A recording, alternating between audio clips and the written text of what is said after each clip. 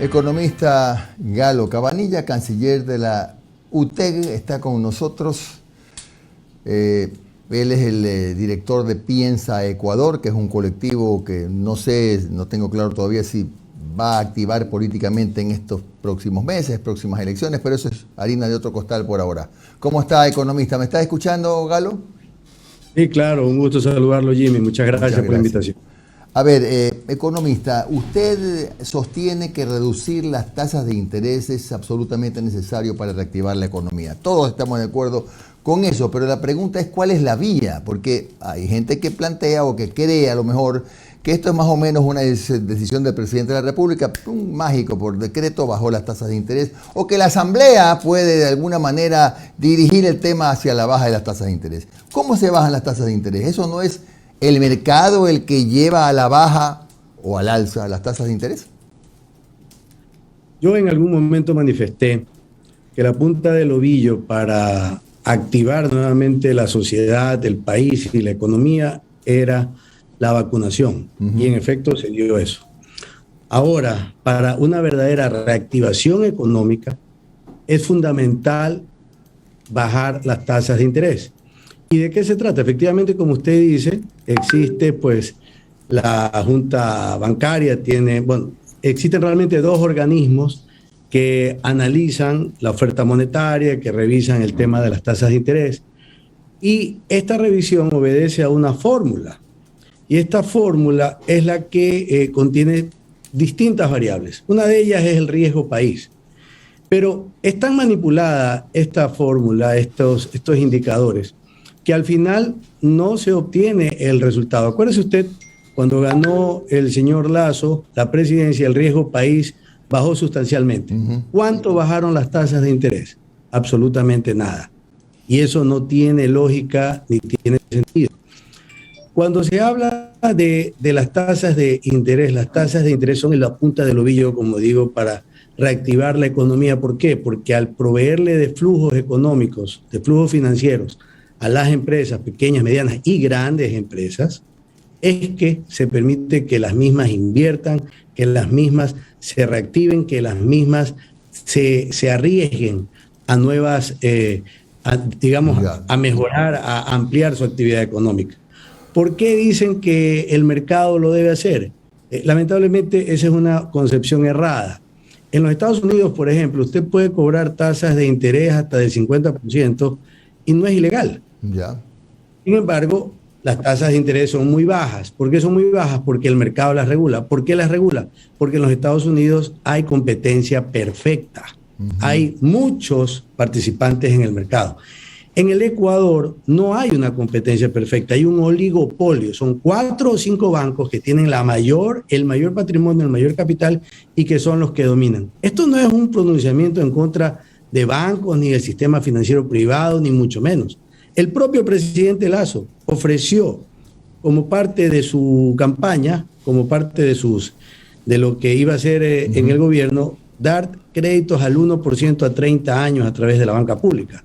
$1.000 millones, lo cual nos deja entrever que también conoce de la necesidad de bajar las tasas de interés para que se reactive realmente la economía. Sí, pero igual la pregunta sigue flotando, ¿no? ¿Cómo se bajan las tasas de interés si usted manifiesta que hay un oligopolio de 4 o 5 bancos y serán los que mantendrán más o menos los mismos niveles de tasas de interés, no sé hasta cuándo, ¿no? Bueno, eso es precisamente el procedimiento que hacemos. Llamar a la conciencia a las autoridades, porque no son los bancos los que controlan, entre comillas, la Junta Bancaria o, digamos, estas 12 entidades. Llamar la atención a las autoridades y al propio presidente de la República, que es banquero, para que presione y para que hagan cumplir la ley, porque no están haciendo cumplir la ley y están haciendo caso omiso a las señales del mercado. Y eso y no significa que eso esté bien. Tienen más bien que actuar correctamente y para esto sí puede ejercer presión la Asamblea Nacional hacia estas autoridades en ese sentido y las demás entidades de control. ¿Cuánto pesa en esto de establecer tasas de interés el hecho de que haya tanta inestabilidad política, sobre todo recrudecida en los últimos días, porque mañana pasado pues resulta que les regulan las tasas de interés, bajan un poco, pero en este ambiente de caldeado, ¿usted cree que uno puede soñar en tasas de interés más bajas? Sí, el ambiente no está caldeado solamente por la parte política, le digo, también está el tema de la inseguridad en las cárceles, también están los problemas de salud, están los problemas de educación, etcétera, pero esto siempre va a existir.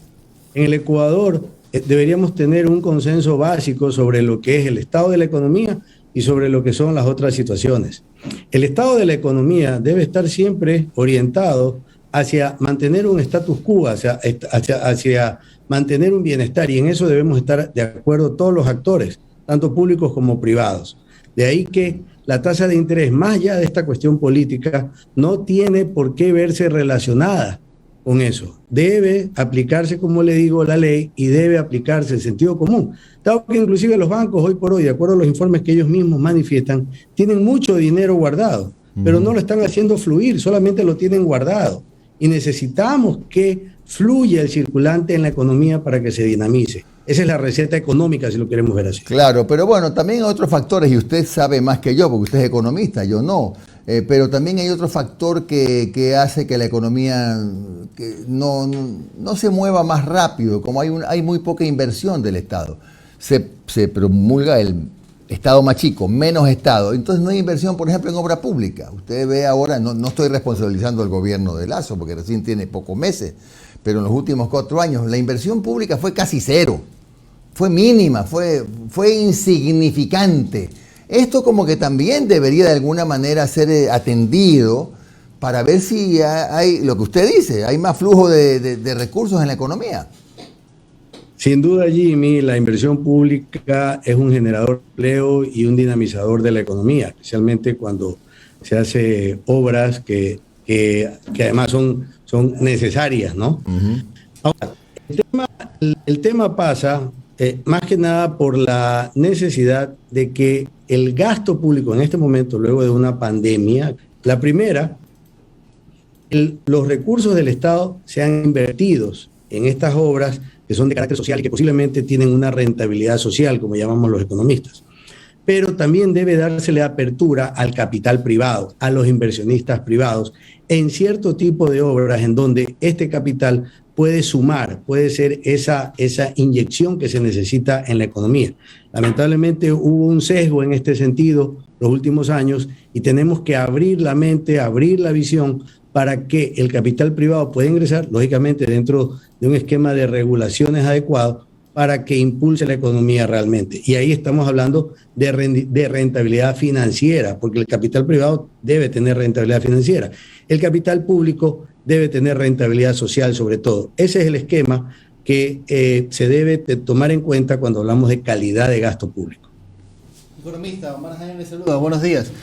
Hola, economista, hablando sobre el tema de las tasas de interés, hay analistas que consideran que el Estado debería mantener la administración de Banco del Pacífico porque permite regular a la banca privada, pues, ¿verdad? O sea, el Banco del Pacífico bajando tasas de interés obliga por competencia a que los privados también, al menos no exageren tanto con las tasas de interés, pero vemos que el gobierno ya es algo que sentenciado, se vende porque se vende Banco del Pacífico. Esto sería un error desde el punto de vista financiero.